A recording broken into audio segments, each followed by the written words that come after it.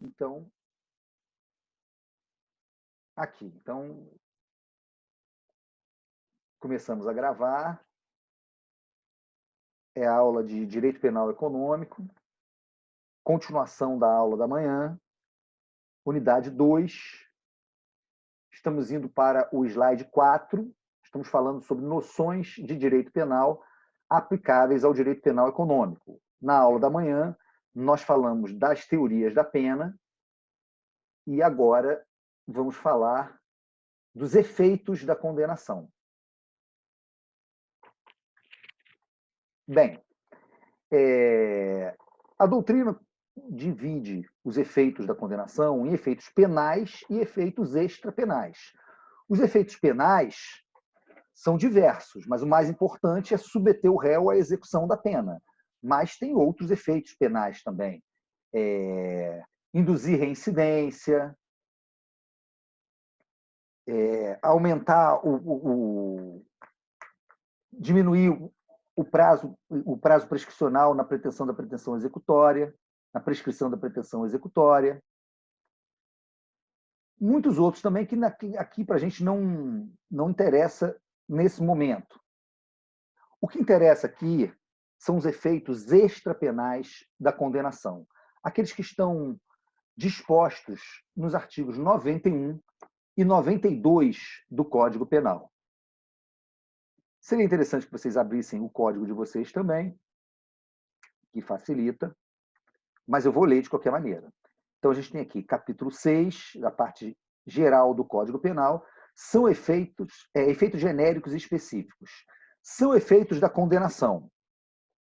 O que está no artigo 91 são chamados efeitos genéricos. Costuma-se dizer que eles não precisam ser declarados na sentença, o que é uma meia-verdade, e eu vou explicar daqui a pouquinho por quê. O que está no artigo 92 são os efeitos específicos da condenação criminal, que têm que ser declarados e fundamentados na sentença. Então, o primeiro efeito genérico da condenação é tornar certa a obrigação de indenizar o dano causado pelo crime. Quando uma pessoa é condenada criminalmente, ela não precisa entrar com uma ação cível de conhecimento para mostrar que aquela pessoa teve culpa. Porque uma vez que o réu é condenado, o Estado, através do Poder Judiciário, já aceitou que aquela pessoa tem culpa penal. E a culpa penal pressupõe a culpa civil. Se tem culpa penal, se a pessoa foi, sei lá, condenada por estelionato, já está fixado que ela agiu com culpa e tem a obrigação de reparar o dano. Tá? Então, nesse caso, o juiz não precisa declarar na sentença que o réu tem a obrigação de reparar o dano. A vítima poderá pegar a sentença condenatória, desde que transitada em julgado, e levar a um juízo cível para fazer uma ação de execução por título judicial. Não vai mais precisar questionar o andebeatur, ou seja, se deve. Já que deve, a culpa já está fixada ali. Só vai ter que fazer uma fase de liquidação de sentença. Tá? Não precisa estar declarado. Diferente é a situação prevista no Código de Processo Penal, no qual o juiz pode condenar a uma reparação mínima do dano. Aí, obviamente, o juiz tem que também... o fundamento é o mesmo, de que se a culpa penal está estabelecida, a culpa civil está pressuposta, mas aí, no caso, para a sentença penal já ter um valor líquido para a reparação mínima do dano, aí a acusação tem que ter pedido e o juiz tem que ter fixado esse valor na sentença. Mas mesmo que ele não fixe esse valor, a sentença poderá ser executada no juízo cível. Só vai precisar fazer, aí vai para uma fase de liquidação de sentença e depois de execução. Tá? Então, esse é o primeiro efeito genérico da condenação. O segundo efeito é o confisco dos instrumentos do crime. E aí a gente vai para o artigo 91, inciso 2. Aqui, muito embora se costume dizer que os efeitos genéricos da condenação não precisam estar declarados, é lógico que não tem como confiscar uma coisa se o juiz não declarou que o réu perdeu aquela coisa, né? Então, está aqui, ó. Artigo 91, inciso 2. A perda são efeitos da condenação, a perda em favor da União, ressalvado o direito do lesado ou de terceiro de boa-fé. A. Dos instrumentos do crime, desde que consistam em coisas cujo fabrico, alienação, uso, porte ou detenção constitua fato ilícito. Então, é o chamado corpus instrumentorum, ou seja, os instrumentos usados para o crime. Se esse instrumento for por si só, o porte desse instrumento por si só for um fato ilícito, o sujeito vai perder em favor da União esse instrumento do crime. Tá? Se não for uma coisa que, por si só, a posse constitua fato ilícito, não pode ser apreendida com base nesse artigo 91 do Código Penal. Depois temos na linha B, do produto do crime ou de qualquer bem ou valor que constitua proveito ao ferido pelo agente com a prática do fato criminoso. Então, a gente tem o produto do crime e o proveito do crime. O produto do crime é, por exemplo, no furto, a res furtiva. Agora, proveito do crime é o seguinte, muitas vezes o produto não existe mais. Vamos dizer que alguém furtou um bem e vendeu esse bem e recebeu um dinheiro. Esse dinheiro ele não é mais produto do crime, mas ele é proveito do crime. Então, pode haver a perda em favor da União, tanto do instrumento do crime, desde que a posse constitua por si só fato ilícito, como do produto ou do proveito do crime. Até então, a gente está no artigo 91, inciso 2. Esse é o chamado confisco clássico. Para aumentar a possibilidade de confiscar esses produtos do crime, o parágrafo 1º ele vai estabelecer assim, estou no parágrafo 1º do artigo 91, poderá ser decretada a perda de bens ou valores equivalentes ao produto ou proveito do crime quando estes não forem encontrados ou quando se localizarem no exterior. Ou seja, se o proveito do crime ou o produto do crime não for encontrado, é possível que sejam confiscados bens do acusado que tenham um valor equivalente a esse produto ou esse proveito. Tá? Esse é o chamado confisco por equiparação. São 3 formas de confisco que a gente tem hoje em dia no Código Penal. O confisco clássico, que é aquele que eu expliquei anteriormente, o confisco por equiparação, que é esse que eu estou explicando, que eu expliquei agora, e um confisco que é o chamado confisco alargado, que foi recentemente introduzido pela lei anticrime, que é a Lei 13.964 de 2019. Ou seja, só vão ter esse artigo no Código Penal se o Código Penal de vocês for agora de 2020, né? Um código antigo, vocês não vão ter esse artigo 91A. Vou ler para vocês. Na hipótese de condenação por infrações, às quais a lei comine pena máxima superior a 6 anos de reclusão, poderá ser decretada a perda como produto ou proveito do crime dos bens correspondentes à diferença entre o valor do patrimônio do condenado e aquele que seja compatível com o seu rendimento lícito. Parágrafo 1º. Para efeito da perda prevista no caput desse artigo, entende-se por patrimônio do condenado todos os bens. 1. De sua titularidade, ou em relação aos quais ele tenha o domínio e o benefício direto ou indireto na data da infração penal ou recebidos posteriormente. E 2. Transferidos a terceiros a título gratuito ou mediante contraprestação irrisória a partir do início da atividade criminal. Parágrafo 2º. o condenado poderá demonstrar a inexistência da incompatibilidade ou a procedência lícita do patrimônio. Parágrafo 3º, a perda prevista nesse artigo deverá ser requerida expressamente pelo Ministério Público por ocasião do oferecimento da denúncia com indicação da diferença apurada. Parágrafo 4º, na sentença condenatória, o juiz deve declarar o valor da diferença apurada e especificar os bens cuja perda for decretada. Parágrafo 5º, os instrumentos utilizados para a prática de crimes por organização criminosa e milícias deverão ser declarados perdidos em favor da União ou do Estado, dependendo da justiça onde tramita a ação penal, ainda que não ponham em perigo a segurança das pessoas, a moral ou a ordem pública, nem ofereçam sério risco de serem utilizados para o cometimento de novos crimes. Espera aí, deixa eu só admitir o pessoal que está aí para querendo entrar. Bem-vindo, Rodrigo. Bem, então, estamos falando aqui do chamado confisco alargado, que foi previsto na Lei Anticrime, Lei 13.964, que introduziu o artigo 91, letra A, no Código Penal. Aqui é a seguinte situação. Nos crimes mais graves, cuja pena máxima seja superior a 6 anos de reclusão, muitas vezes há uma grande dificuldade de descobrir onde está o produto ou o proveito do crime. Mas fica patente que o réu não tem condições, não tem rendimentos compatíveis com o patrimônio dele. Então, a lei fez basicamente uma presunção, dizendo o seguinte: bem, nesse caso, vai poder ser confiscado,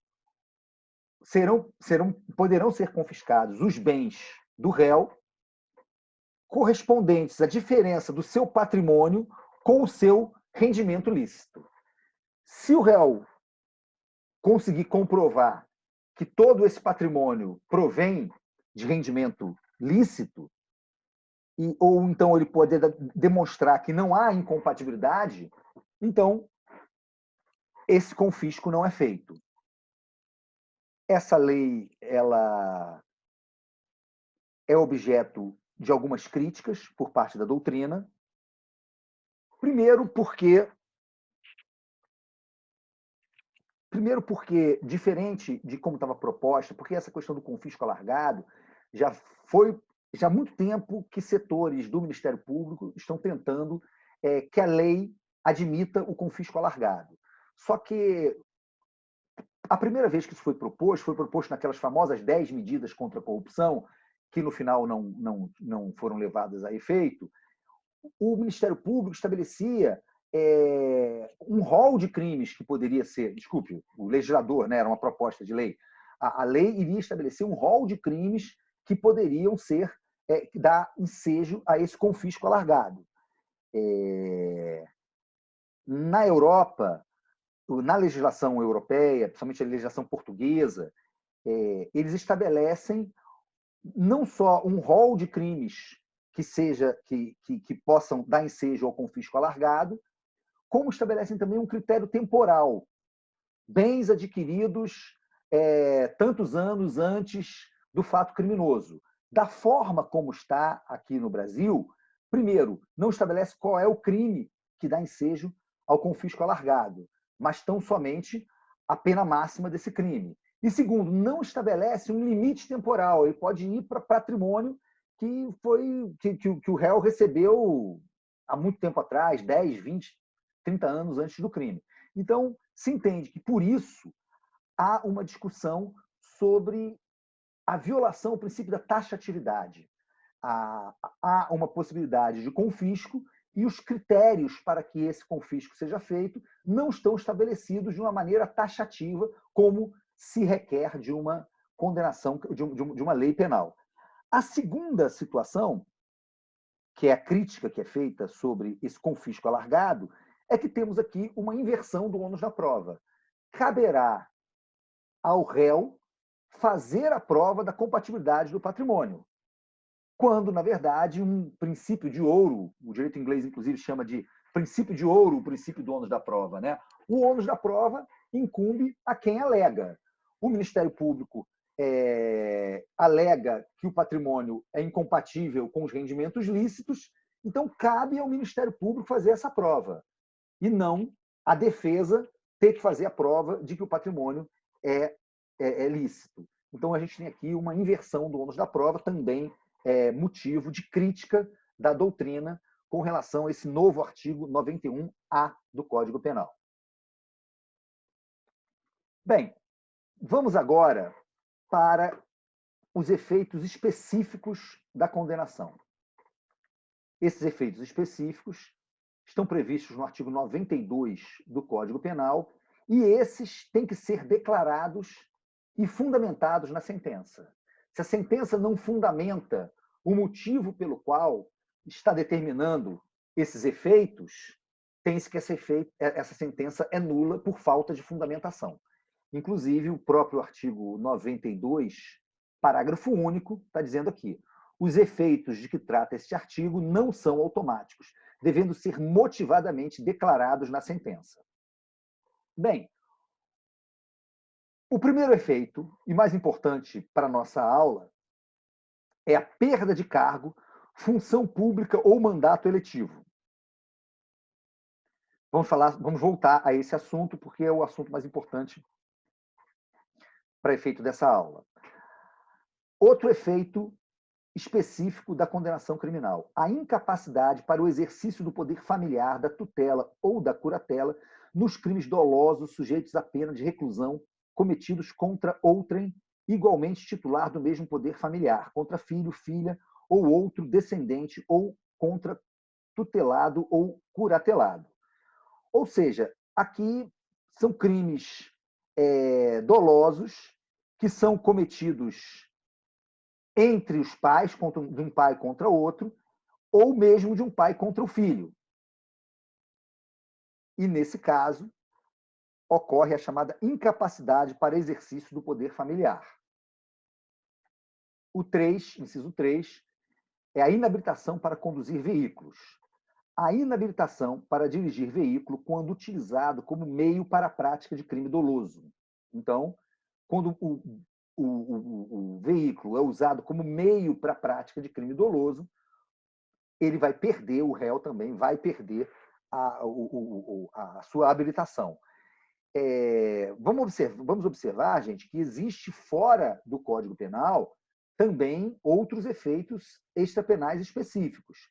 Essa questão de inabilitação para dirigir veículo, inclusive, está no preceito sancionador de alguns dos crimes previstos no Código de Trânsito brasileiro. Tá? Então, mas aí a pessoa vai ser inabilitada por outro título, pela lei lá pelo Código Brasileiro de Trânsito, e não pelo Código Penal. Aqui é quando o sujeito usa o veículo como meio para a prática de crime doloso. Então, sei lá, o sujeito joga uma motocicleta em cima de um pedestre dolosamente, né? Então, aí ele vai perder a habilitação para dirigir veículo. Agora, eu gostaria de voltar aqui no artigo 92, inciso 1, para falar de perda de cargo, função pública ou mandato eletivo. É bom que vocês leiam também, tá? Mas eu vou ler para facilitar. Está aqui no artigo 92, inciso 1. São também efeitos da condenação a perda de cargo, função pública ou mandato eletivo. A. Quando aplicada pena privativa de liberdade por tempo igual ou superior a 1 ano, nos crimes praticados com abuso de poder ou violação de dever para com a administração pública.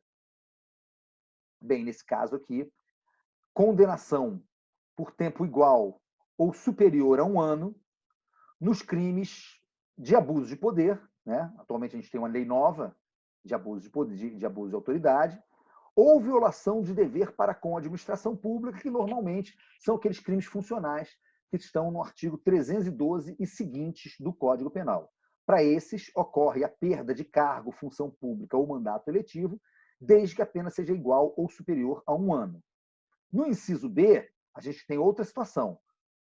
Quando for aplicada pena privativa de liberdade por tempo superior a 4 anos nos demais casos. Então, qualquer crime, por tempo que o sujeito seja condenado por tempo superior a 4 anos, ele vai perder o cargo, a função pública ou o mandato eletivo como efeito da condenação criminal. É claro, gente, que isso não significa que seja a única forma que ele possa perder, porque muitas vezes o crime praticado também significa uma falta disciplinar. E aí o sujeito pode até perder o cargo, ser exonerado com base numa decisão administrativa, no processo administrativo disciplinar, que chama-se PAD. Ok? Aqui é independente do PAD, o que está sendo, observado.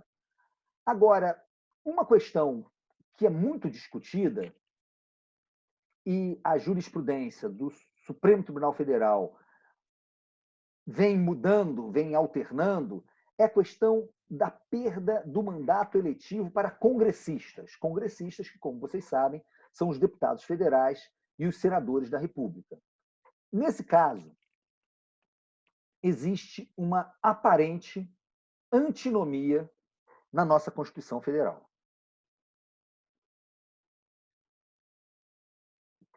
Vamos dar uma olhada aqui no artigo 15 da Constituição Federal. Essa é uma matéria importante.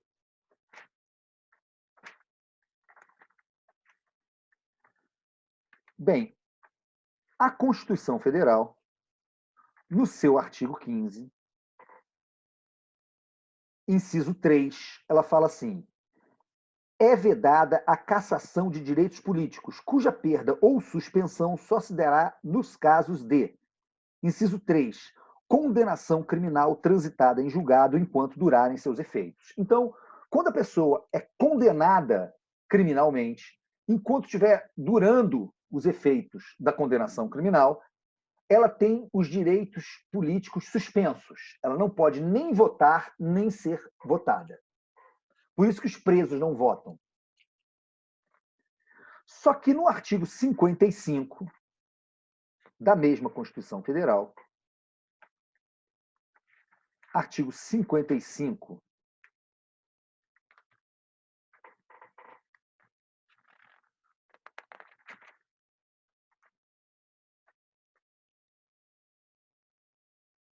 inciso 6, ele está dizendo assim, ó, perderá o mandato o deputado ou senador. Inciso 6, que sofrer condenação criminal em sentença transitada em julgado. Só que o parágrafo 2º, ele fala assim, nos casos dos incisos 1, 2 e 6, que é exatamente o da sentença transitada em julgado, a perda do mandato será decidida pela Câmara dos Deputados ou pelo Senado Federal, por maioria absoluta, mediante provocação da respectiva mesa ou de partido político representado no Congresso Nacional, assegurada a ampla defesa. Então, tem-se que existe pelo menos uma aparente antinomia entre a regra do artigo 15, inciso 3, e do artigo 55, parágrafo 2º da Constituição Federal. Porque entramos na seguinte situação: o sujeito tem uma sentença condenatória transitada em julgado e ele está com os direitos políticos suspensos. Mas o artigo 55, parágrafo 2º da Constituição Federal, diz que é a mesa da Casa Legislativa respectiva, a Câmara dos Deputados ou o Senado, quem vai julgar isso. Então, pode acontecer da mesa entender que aquela sentença não deveria ter sido prolatada, que aquilo é algum tipo de abuso por parte do Poder Judiciário, e não decretar a perda do mandato. E aí a gente ficaria numa situação que o sujeito, teoricamente, tem os direitos políticos suspensos, mas continua a exercer um mandato eletivo, que é talvez o máximo dos direitos políticos, né? Então, o que a gente vai ver é uma certa alternância com relação a isso na jurisprudência do Supremo Tribunal Federal. Vamos para o slide 5, onde eu trago jurisprudência sobre isso. Tá? A primeira é o caso Mensalão. Dê uma lidinha aí, por favor. Vou esperar um pouquinho para vocês lerem. Está nos slides 5, 6 e 7, eu acho.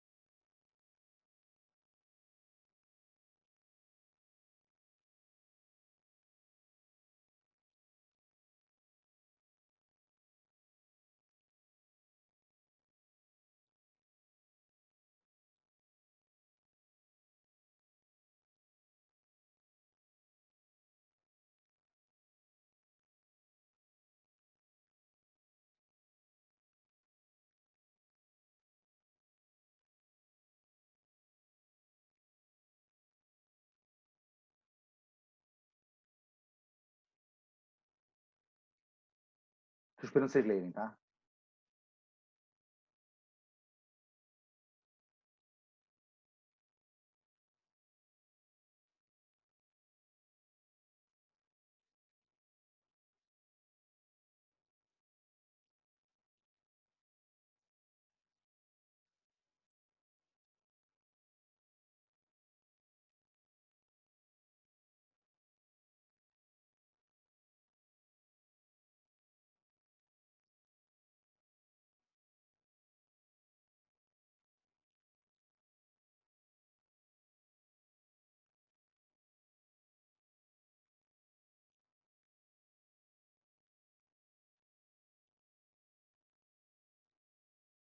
Bem, esse caso mensalão, né, que está nos slides 5, 6, 7 e no iniciozinho do 8º slide, nessa ocasião, o Supremo Tribunal Federal entendeu que não caberia ao Poder Legislativo julgar algo que o Supremo Tribunal Federal já tinha se manifestado e que seria, sim, a competência do Supremo Tribunal Federal decretar a perda do mandato eletivo.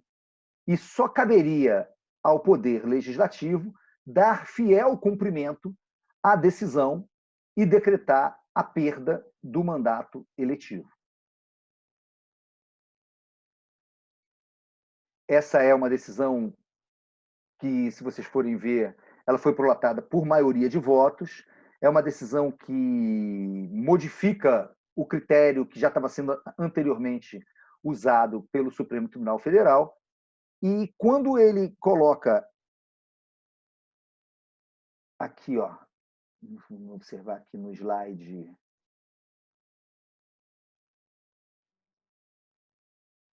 No slide 6, no finalzinho, ele fala assim: entendimento que se extrai do artigo 15, inciso 3, combinado com o artigo 55, 4, parágrafo 3º. Me parece que tem aqui algum tipo de ginástica interpretativa, porque ele afasta a incidência do parágrafo 2º, que, enquanto o artigo 55, parágrafo 2º da Constituição Federal fala que, em determinados casos, inclusive do inciso 6, que é o da condenação criminal, quem vai julgar é a mesa da Casa Legislativa, o parágrafo 3º ele fala assim: nos casos previstos nos incisos 3 a 5, a perda será declarada pela mesa da casa respectiva, de ofício ou mediante provocação de qualquer de seus membros ou de partido político representado no Congresso Nacional, assegurada ampla defesa. Ou seja, nesse parágrafo 3º, a Casa Legislativa ela só declara, ela nem vai julgar, ela vai só declarar, entendeu? Só que o parágrafo 3º ele fala do artigo 55, incisos 3 a 5, não do artigo 55, inciso 6, que é o que fala da condenação criminal. Então, essa decisão ela trabalha uma certa ginástica exegética, aplicando o parágrafo 3º do artigo 55 numa hipótese que o próprio parágrafo 2º fala que é o parágrafo 2º que tem que ser aplicada, né? Uma decisão que é prolatada ao sabor de um caso de grande repercussão e que parece que, nesse ponto, não andou muito bem. Tanto que, gente, logo depois, e aí vou pedir para vocês darem uma olhada no slide 8, logo depois do caso Mensalão, já volta a jurisprudência anterior. E aí vou ler aqui para vocês, até porque isso aqui eu tirei uma parte pequena. Controvérsia no âmbito desta Suprema Corte a respeito da competência para decretar a perda do mandato no caso de condenação criminal transitada em julgado. Orientação original que deve prevalecer no sentido de atribuir à Casa Legislativa a que pertence o parlamentar condenado. Inteligência do artigo 55, parágrafo 2º da Constituição da República. E, nesse caso, já unanimidade de votos. Na verdade, me parece que a posição exarada no caso Mensalão, no sentido de que era o Supremo Tribunal Federal quem tinha que decretar sim, era insustentável. Tanto que, logo depois, a gente tem uma fase na qual eles voltam à jurisprudência anterior e dão aplicabilidade ao artigo 55, parágrafo 2º da Constituição Federal, e se limitam a oficiar a Casa Legislativa para a Casa Legislativa julgar se vai ou não cassar o mandato do parlamentar. Atualmente, essa matéria ela passou a ser decidida de acordo com uma tese do ministro Luiz Roberto Barroso. Ele vai falar basicamente o seguinte: se o réu for condenado a uma pena privativa de liberdade em regime fechado e não der tempo dele progredir de regime antes de passar o número máximo de faltas que ele pode ter, então, nesse caso, até por uma questão de economia processual, o Supremo Tribunal Federal já pode, desde já, cassar o mandato desse parlamentar. Por quê? Porque a Constituição estabelece um número máximo de faltas que o parlamentar pode ter, e se ele está preso em regime fechado e não vai dar tempo dele progredir de regime antes de estourar esse limite máximo, nesse caso, o Supremo Tribunal Federal pode, excepcionalmente, desde já, se adiantar e cassar o mandato parlamentar, e é essa a orientação que está sendo atualmente observada pelo Supremo Tribunal Federal. Vou ler aqui para vocês, está no finalzinho do slide 8 e comecinho do slide 9. Perda do mandato parlamentar. É da competência das casas legislativas decidir sobre a perda do mandato do congressista condenado criminalmente. Artigo 55, inciso 6, parágrafo 2º. Regra excepcionada. A adoção no ponto da tese proposta pelo eminente revisor, ministro Luiz Roberto Barroso, quando a condenação impõe o cumprimento de pena em regime fechado e não viável o trabalho externo diante da impossibilidade de cumprimento da fração mínima de 1/6 da pena para obtenção do benefício durante o mandato e antes de consumada a ausência do congressista a 1/3 das sessões ordinárias da Casa Legislativa, da qual faça parte. Hipótese de perda automática do mandato, cumprindo a mesa da Câmara dos Deputados declará-la em conformidade com o artigo 55, 3, parágrafo 3º da Constituição Federal. Aí ele vai dizer aqui quais são os precedentes. Ou seja, essa é a posição atual do Supremo Tribunal Federal. A minha opinião é que não há essa antinomia, tá? Essa antinomia entre o artigo 55, inciso 3 da Constituição Federal, que estabelece que quando uma pessoa é condenada criminalmente por sentença transitada em julgado, enquanto durarem seus efeitos, ela tem suspensos os direitos políticos, e o artigo 55, parágrafo 2º, porque o artigo 55, parágrafo 2º, é regra especial em relação a uma regra geral. E foi essa a vontade do Constituinte originário. Então, não existe uma antinomia, porque o artigo 15, inciso 3, é regra geral, o artigo 55, parágrafo 2º, é regra especial que, nos casos de sua aplicabilidade, se sobrepõe à regra geral, segundo o princípio de que lei geral derroga lei especial derroga lei geral. Tá? Então, não vejo, nesse caso, a antinomia. Acho que pode-se até criticar a solução dada pelo Constituinte originário, mas essa foi a decisão, assim é a nossa Constituição Federal, e sem uma emenda constitucional, isso não seria possível modificar isso. Ok? Me parece até que isso não seja cláusula pétrea, né? Vamos dar uma olhadinha lá no artigo 16 para ver se isso é cláusula pétrea. Não custa nada. A noite é uma criança. E podemos, então, dar uma olhada aqui. Ó. Artigo...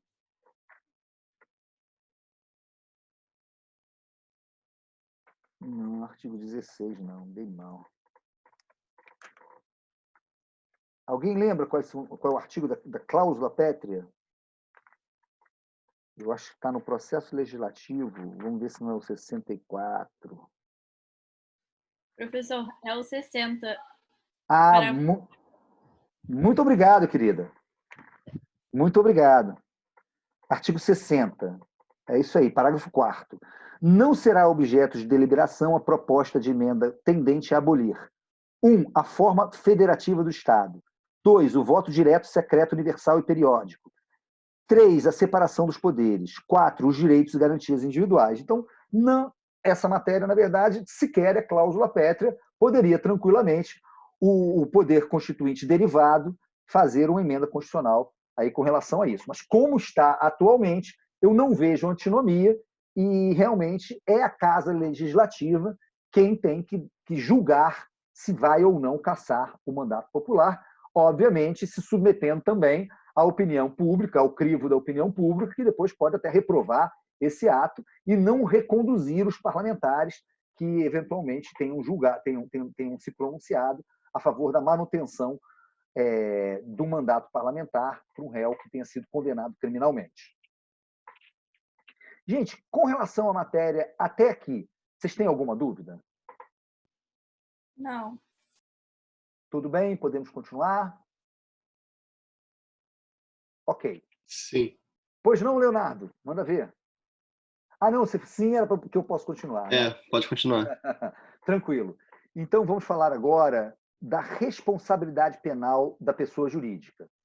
Um tema bastante interessante, algo que está muito no direito penal moderno, né? Uma modificação, porque, tradicionalmente, principalmente nos países do sistema romano-germânico, dentre os quais se destaca o Brasil, durante muito tempo teve vigência o princípio que a sociedade não pode delinquir. Societas delinquere non potest. Ou seja, a sociedade não tem como delinquir. O crime é algo individual. A responsabilidade penal é sempre subjetiva, no sentido de que tem que ter dolo e culpa, e individual. Uma pessoa jurídica não tem como cometer um crime. Isso teve uma vigência durante muitos anos no sistema romano-germânico, enquanto no sistema insular, no sistema de common law, o direito inglês e americano, inclusive, admitem responsabilidade, alguns casos de responsabilidade penal objetiva. Então, enquanto no sistema de common law, tradicionalmente se admite a responsabilidade penal da pessoa jurídica, no sistema de statute law, também conhecido como sistema romano-germânico, isso não era aceito até pouco tempo atrás. Surfando nas ondas do funcionalismo penal, uma nova escola penal que sustenta a necessidade do direito penal intervir para manter o funcionamento das instituições, passou a se observar que, em determinados crimes, principalmente crimes ambientais e também em crimes econômicos, os crimes eram muitas vezes cometidos por meio da pessoa jurídica. E que esses crimes muitas vezes ficavam impunes, porque não se conseguia descobrir no âmbito do organograma da pessoa jurídica quem era o autor daquele crime. Então, terminava existindo impunidade por conta disso. Então, os funcionalistas resolveram, então, mudar um pouco esse princípio e admitir a responsabilidade penal da pessoa jurídica também nos países de filiação romano-germânica. Isso já existe na França, já existe na Alemanha e agora já existe no Brasil também. Para começar a falar sobre isso, duas teorias sobre a natureza da pessoa jurídica. A primeira teoria, a famosa teoria da ficção de Savigny. A pessoa jurídica não existe como um ente real. Não respira, não sente, não pensa, não tem vontade. A pessoa jurídica ela é uma ficção legal. Ela não existe no mundo da realidade ôntica, no mundo das coisas sensíveis, ela não existe. Para essa teoria, fica praticamente impossível estabelecer a responsabilidade penal da pessoa jurídica de fato. Só que existem outras teorias sobre a natureza da pessoa jurídica, destacando-se a teoria da realidade objetiva ou da realidade coletiva. A pessoa jurídica seria uma realidade ôntica que é composta pela vontade dos seus integrantes. Então, ela até tem uma vontade que é originária do encontro da vontade dos seus integrantes. Então, se ela tem uma vontade, ela passa a poder cometer crimes. Então, vamos analisar aqui agora no slide 10, vou passar aqui, quais são as objeções feitas à responsabilidade penal da pessoa jurídica pelos doutrinadores. Normalmente, gente, o que acontece é o seguinte: os penalistas não aceitam essa objeção. Desculpe, eles não aceitam a responsabilidade penal da pessoa jurídica e fazem uma objeção, porque na visão da maioria dos penalistas, aos quais eu me junto, é uma questão de garantir um princípio fundamental do direito penal, pelo qual não há crime sem conduta. Nullum crimen sine conduta. Esse princípio, ele garante a impossibilidade, ele garante que ninguém possa ser condenado pelo que pensa ou pelo que representa. Tem que ter uma conduta. Esse é um princípio muito importante para afastar o chamado direito penal do inimigo.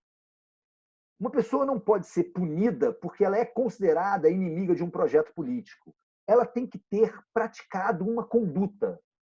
Então, o direito penal do inimigo é uma forma de direito penal do autor. A pessoa não é punida pelo que ela fez, ela é punida pelo que ela é, pelo que ela representa. O princípio nullum crimen sine conduta, ele garante que se expurgue do direito penal o direito penal do autor e também, consequentemente, o direito penal do inimigo. Na medida em que se quebra esse paradigma para admitir a responsabilidade penal da pessoa jurídica, entende-se que você está quebrando a teoria do crime numa garantia que é importante e abre-se um caminho para o direito penal do autor. O problema não é tanto a responsabilidade da pessoa jurídica. O problema é o precedente que se está criando ao quebrar o paradigma de nullum crimen sine conduta.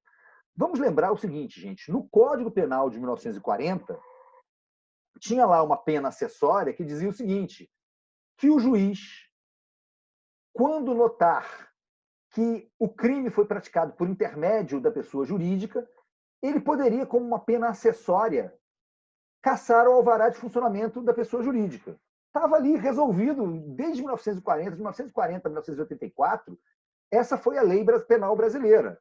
Não precisava estabelecer responsabilidade penal da pessoa jurídica, bastava colocar como uma pena acessória e o juiz teria essa possibilidade de cassar o alvará.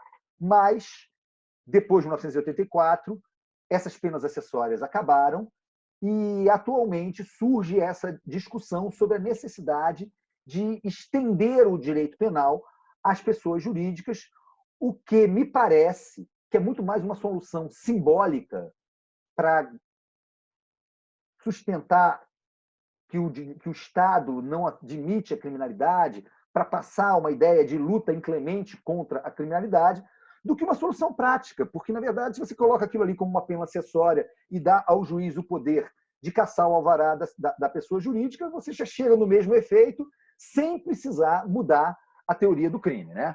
Então, quais são as objeções feitas por esses penalistas à responsabilidade penal da pessoa jurídica? Primeiro, a pessoa jurídica é incapaz de ação.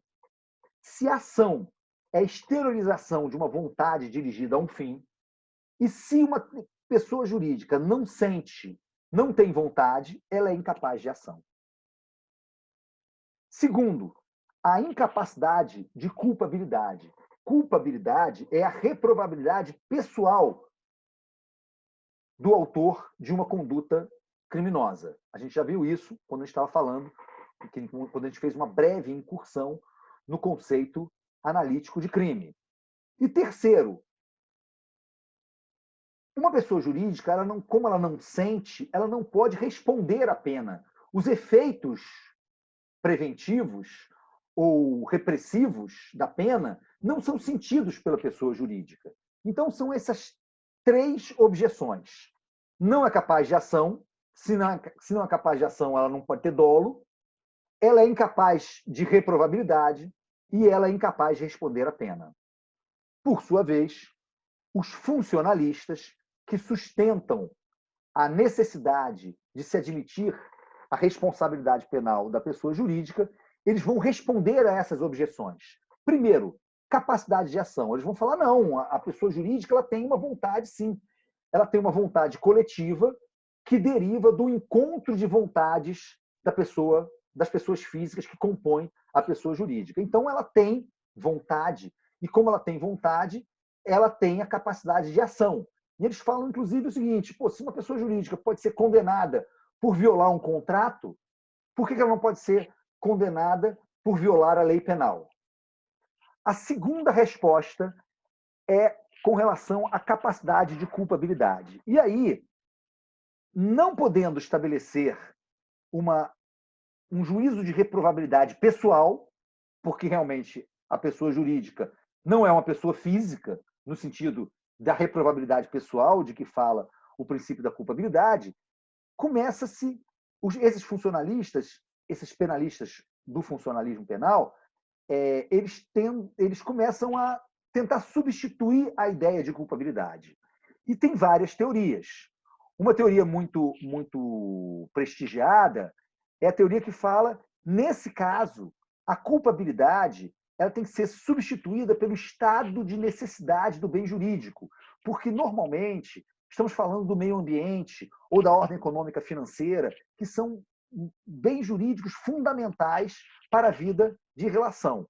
Então, nesse caso específico, a gente vai trocar a ideia de reprovabilidade pessoal pela ideia do estado de necessidade de proteção do bem jurídico. Nós vamos sacrificar a lógica do sistema em nome de uma maior eficácia da proteção da ordem econômica financeira e do meio ambiente, que normalmente são os crimes praticados por intermédio da pessoa jurídica. Outros falam numa responsabilidade penal indireta. A pessoa jurídica ela não é capaz de culpa, mas a pessoa física ela é capaz. Então poderia haver uma responsabilidade indireta, ou seja, uma culpabilidade indireta. Também fala-se numa ideia de uma responsabilidade por ricochete. A pessoa física sendo condenada também, a culpa da pessoa física poderia ricochetear na pessoa jurídica e, assim, dar ensejo a uma culpabilidade por uma responsabilidade indireta da pessoa jurídica.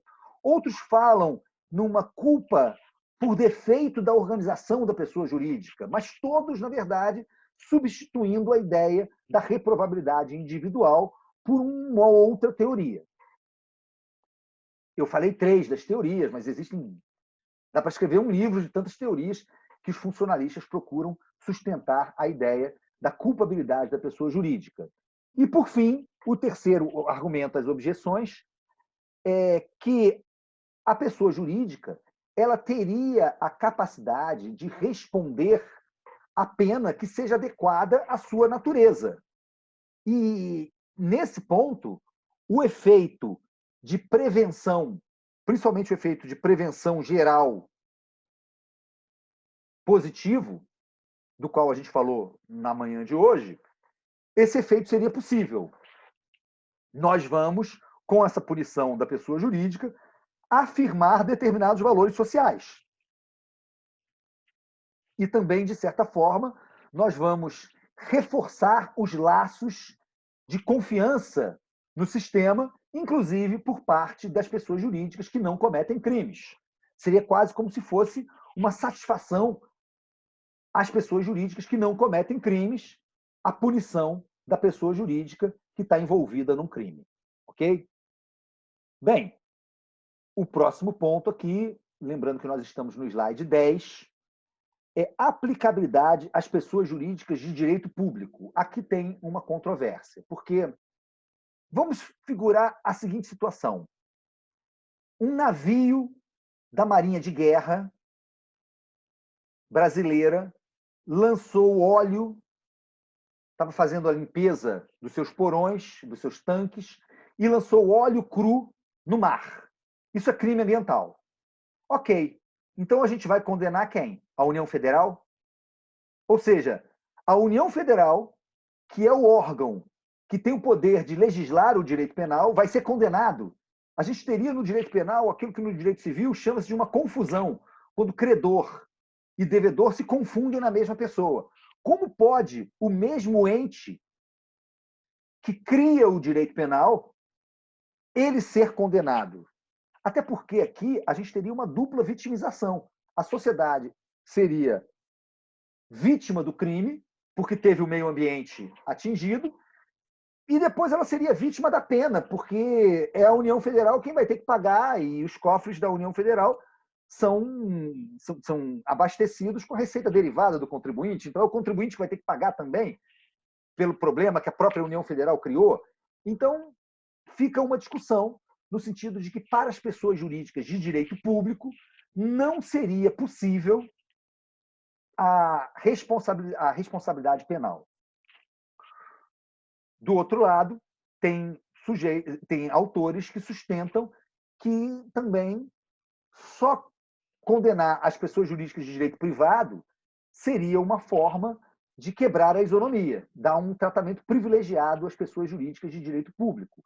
Atualmente, existe uma certa tendência a dizer o seguinte: os entes políticos, União, Estado e município, esses realmente não podem ser responsabilizados penalmente. Mas algumas pessoas jurídicas de direito público, como as autarquias e as fundações instituídas pelo poder público, podem sim ser responsabilizados. Tá? Essa discussão ela não entra com relação às empresas públicas e às sociedades de economia mista, porque essas, muito embora componham a administração indireta, têm a natureza de pessoa jurídica de direito privado e não de direito público, então essa discussão não chega neles. Tá? Então, resumo da ópera com relação a esse ponto. Atualmente, a posição é que União, Estado e município não podem ser responsabilizados penalmente, mas as autarquias e as fundações instituídas pelo poder público, que são pessoas jurídicas de direito público, poderiam sim ser responsabilizadas penalmente. Bem, vamos ver agora o último tópico aqui do slide 10, que é a responsabilidade penal da pessoa jurídica no direito brasileiro. Vamos ver quais são as regras que falam de responsabilidade penal da pessoa jurídica no direito brasileiro. Primeiro, o artigo 173, parágrafo 5º da Constituição Federal. Eu vou ler, mas é legal que vocês leiam também.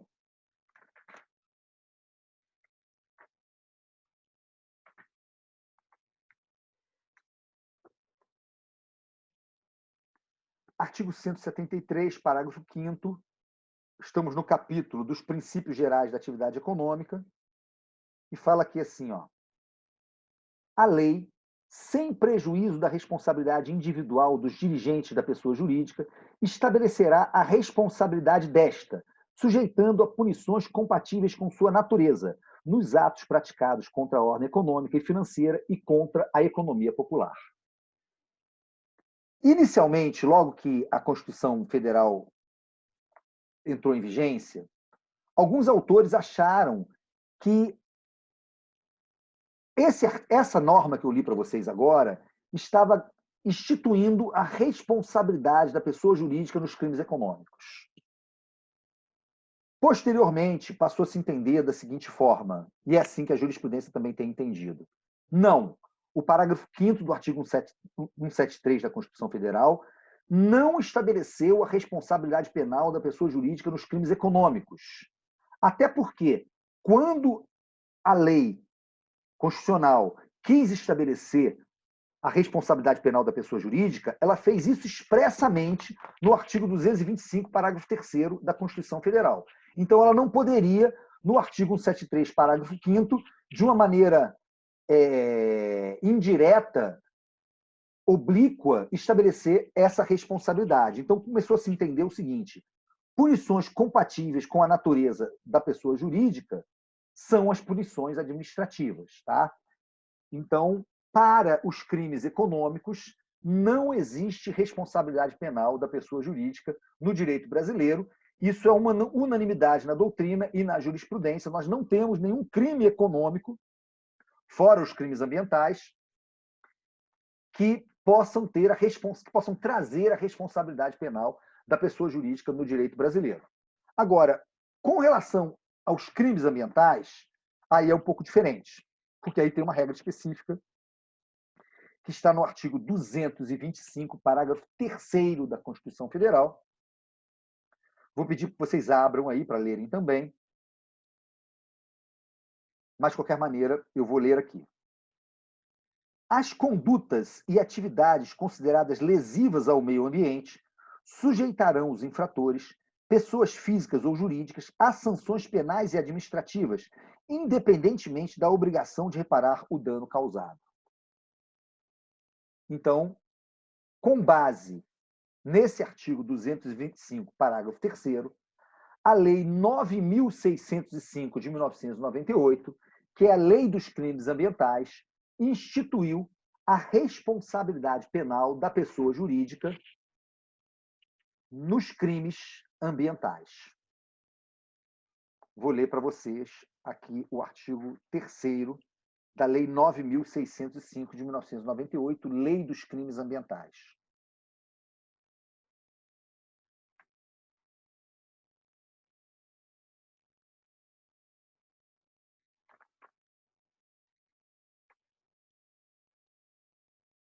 As pessoas jurídicas serão responsabilizadas administrativa, civil e penalmente, conforme o disposto nesta lei, nos casos em que a infração seja cometida por decisão de seu representante legal ou contratual ou de seu órgão colegiado no interesse ou benefício da sua entidade. Parágrafo único. A responsabilidade das pessoas jurídicas não exclui a das pessoas físicas, autoras, coautoras ou partícipes do mesmo fato. Então, o artigo 3º da Lei 9.605 está estabelecendo quais são os pressupostos de imputação da responsabilidade penal à pessoa jurídica, que são: a infração tem que ter sido cometida por decisão do representante legal ou contratual ou do órgão colegiado, e 2, a decisão de cometer o crime tem que ter sido tomada no interesse ou benefício da entidade. Sem esses 2 requisitos, não é possível responsabilizar a pessoa jurídica, nem mesmo por crime ambiental. Há uma discussão com relação à constitucionalidade da responsabilidade penal da pessoa jurídica, exatamente porque alguns autores entendem que ela é incapaz de culpa, e sendo incapaz de culpa seria uma hipótese de responsabilidade objetiva, mas o fato é que o Supremo Tribunal Federal, os tribunais superiores, vêm aplicando a responsabilidade penal da pessoa jurídica nos crimes ambientais e aceitando a constitucionalidade do artigo 3º da Lei 9.605 de 1998. Bem, aqui mudando já o slide, vamos para o slide, o 11º slide. Estamos falando exatamente sobre isso, controvérsia sobre o assunto na doutrina brasileira. Então, a gente vai ter alguns autores, por exemplo, o Juarez Cirino dos Santos, ele sustenta que a responsabilidade da pessoa jurídica não existe no direito brasileiro. Que o que a gente tem aqui, na Lei 9.605, é uma hipótese de responsabilidade administrativa sui generis, estabelecida pelo juiz criminal. E ele vai dizer o seguinte: o artigo 225, parágrafo 3º, segundo a exegese que ele empresta a essa norma, ele não admitiu a responsabilidade penal da pessoa jurídica nos crimes ambientais. Ele lê assim. Vamos voltar lá para o artigo 225, parágrafo 3º. As condutas e atividades consideradas lesivas ao meio ambiente sujeitarão os infratores, pessoas físicas ou jurídicas, a sanções penais e administrativas. Então, ele fala assim: pessoa física, sanção penal. Pessoa jurídica, sanção administrativa. Então, a exegese que ele dá para o próprio artigo 225, parágrafo 3º, é que o artigo 225, parágrafo 3º, ele diz o seguinte: é que pessoa física pode receber sanção penal no crime ambiental. E pessoa jurídica pode receber sanção administrativa. Em momento nenhum, o artigo 225, parágrafo 3º, teria aceitado a responsabilidade penal da pessoa jurídica nos crimes ambientais. Outros autores, como Luiz Flávio Gomes, nosso colega recentemente falecido, sustenta que esse tipo de responsabilidade penal é, na verdade, uma responsabilidade administrativa sui generis imposta pelo juiz penal, mas tem natureza de responsabilidade administrativa e não de responsabilidade penal. Outros autores, como Luiz Regis Prado, ele faz uma interpretação com o sistema penal francês, porque na França houve uma lei de adaptação do sistema penal à possibilidade de responsabilidade da pessoa jurídica. Como no Brasil não há essa lei de adaptação, ele fala que a lei do artigo 225, parágrafo 3º, a regra do artigo 225, parágrafo 3º, é uma regra programática e que, para ver a responsabilidade penal da pessoa jurídica no direito brasileiro, seria necessário uma lei de adaptação do sistema penal brasileiro à responsabilidade da pessoa jurídica. Como não existiu essa lei, então não é possível a responsabilidade penal da pessoa jurídica no direito brasileiro. Mas o fato é que os tribunais superiores têm dado larga aplicação à Lei 9.605, ao artigo 225, parágrafo 3º, e têm admitido a constitucionalidade da responsabilidade penal da pessoa jurídica nos crimes ambientais. Num primeiro momento, o Supremo Tribunal Federal e o Superior Tribunal de Justiça trabalhavam com a ideia da dupla imputação, teoria da dupla imputação, que tem base, aquela teoria que eu já falei aqui para vocês, da responsabilidade indireta.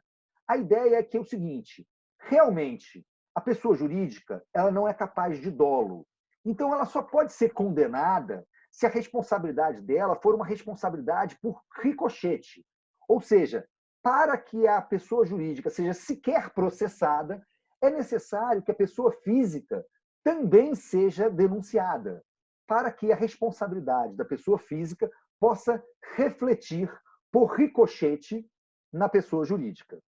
É o que nós temos aqui, por exemplo, nessa decisão do STJ, que está no slide 11.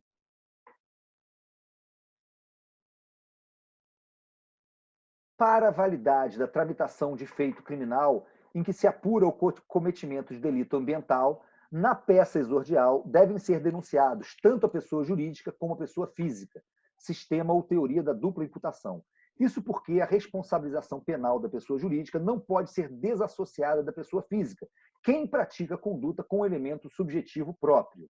Ou seja, se vocês forem olhar, inclusive, o ponto 3 aqui dessa decisão, que está no 11º slide, fala assim, recurso ordinário provido para declarar a inépcia da denúncia e trancar, consequentemente, o processo crime instaurado contra a empresa recorrente, sem prejuízo de que seja oferecida outra exordial válida, pedidos alternativos prejudicados. Ou seja, entendeu-se que a denúncia, se formulada só contra a pessoa jurídica, ela é uma denúncia inepta, sendo passível, inclusive, de trancamento da ação penal. Essa teoria ela passou a não ser mais adotada na jurisprudência brasileira a partir de um leading case, que é o leading case que está aqui nos slides 12 e 13 do nosso fichamento. Vou ler para vocês. Recurso extraordinário, direito penal, crime ambiental, responsabilidade penal da pessoa jurídica.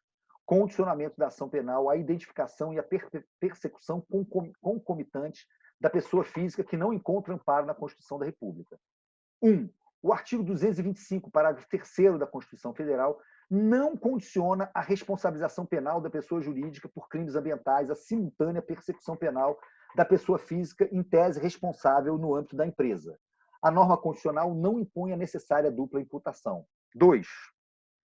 As organizações corporativas complexas da atualidade se caracterizam pela descentralização e distribuição de atribuições e responsabilidades, sendo inerentes a esta realidade as dificuldades para imputar o fato ilícito a uma pessoa concreta. 3.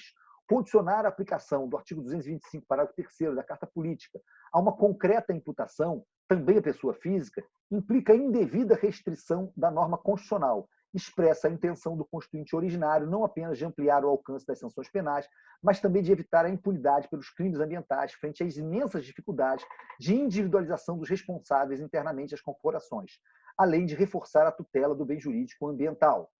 4.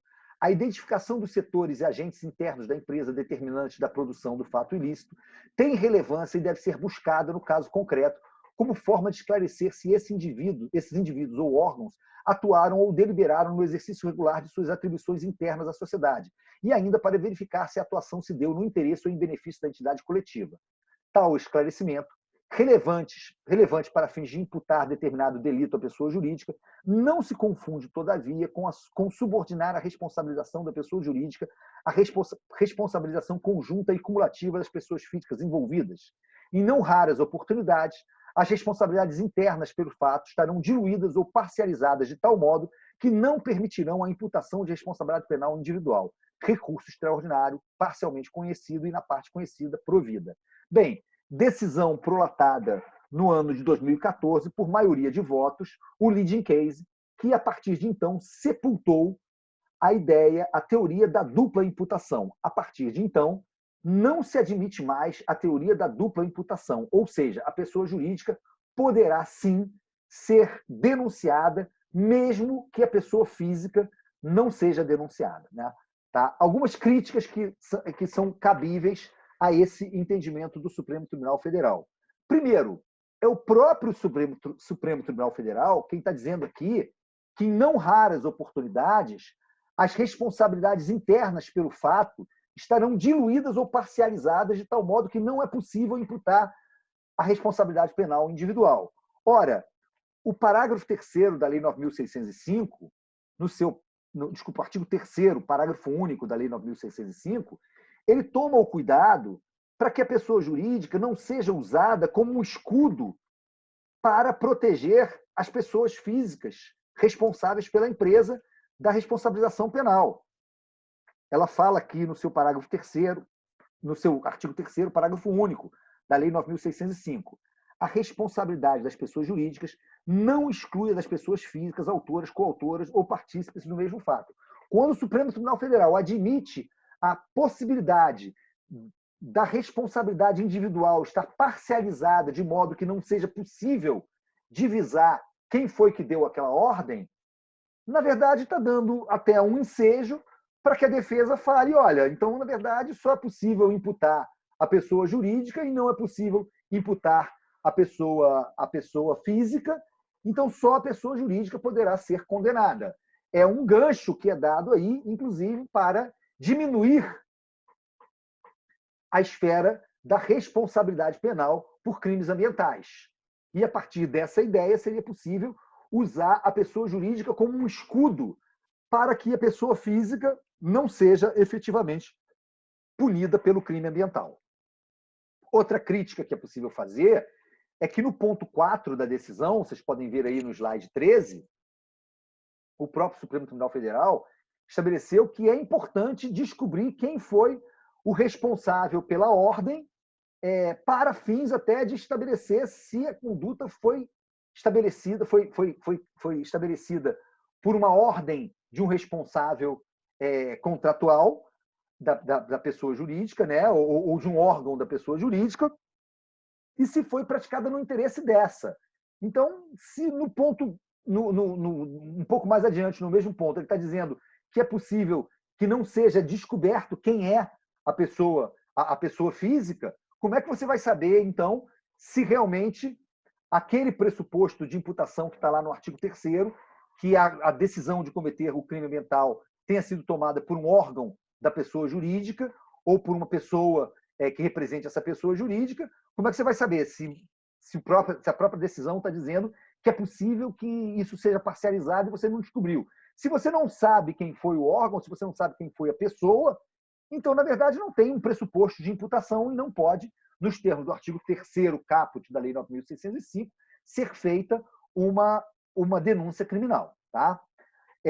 Entretanto, a partir dessa decisão, a teoria da dupla imputação foi sepultada. E hoje em dia é possível que uma pessoa jurídica seja denunciada sem que se tenha descoberto quem foi a pessoa física que é também responsável por esse crime ambiental. Tá? Gente, com isso a gente termina a nossa unidade 2. Na próxima aula vamos falar de noções de direito processual penal. Antes, porém, gostaria de abrir o microfone para que vocês possam fazer as perguntas que entenderem pertinentes. Bem, estou vendo aqui o Rodrigo pedir para repetir o último artigo do STF declarando automaticamente. E eu não entendi a pergunta, Rodrigo. Abre o microfone aí e pergunta, por favor.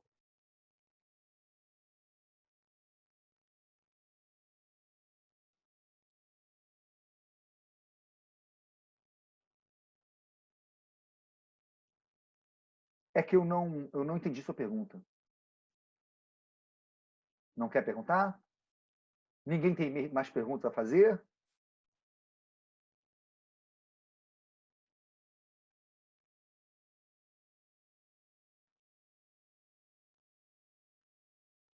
Ah, tudo bem, não tem problema não, Rodrigo. Se você quiser, coloca no chat, então, a pergunta.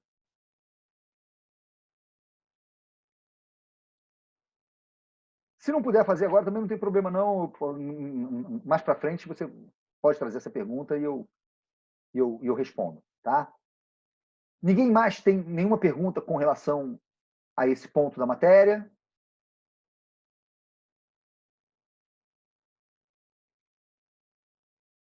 Ok, gente. Pois não, Carol.